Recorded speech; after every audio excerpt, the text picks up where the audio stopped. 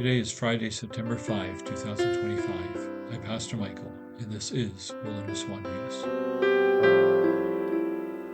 Our text is from Genesis 2. Thus, the heavens and the earth were completed in all their vast array. By the seventh day, God had finished the work he had been doing. So on the seventh day, he rested from all his work. And God blessed the seventh day and made it holy, because on it he rested from all the work of creating that he had done.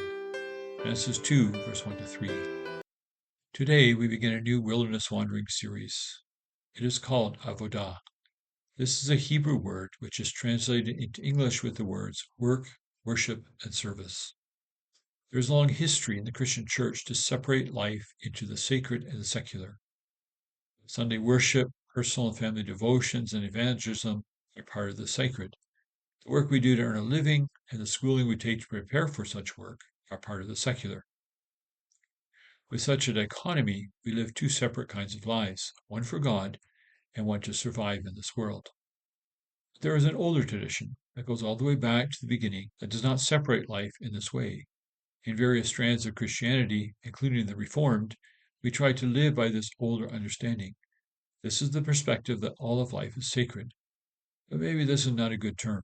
It might be better to say that all of life is lived for God. Paul put it like this: so whether you eat or drink or whatever you do it all for the glory of God. 1 Corinthians 10, verse 31. As Christians, our primary goal with our labor is not to earn a paycheck, even though that is an important element. Our primary goal is to serve God with our work. This is Avodah. Our work is part of our worship of God. As Abraham Kuyper famously said, there is not a square inch in the whole domain of our human existence over which Christ, who is sovereign over all, does not cry, mine. In this Avodah series, we will explore two basic things, work and rest. Each Monday, we will consider work as our calling from God, and on Fridays, we will consider rest. There will also be a Wednesday edition, which will be taken from the archives.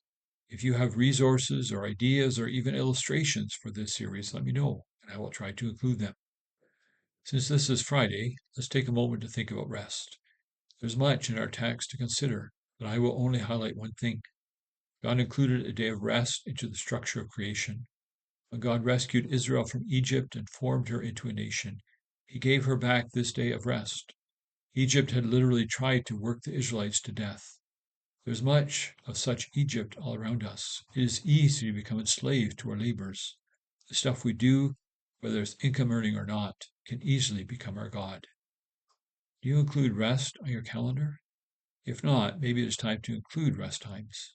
If you are required to work on Sunday, what other day will you use to rest? Think also about this. What kind of rest are we talking about? But with this blessing, go to Jesus and he will give you rest. May the presence of God go with you and give you rest.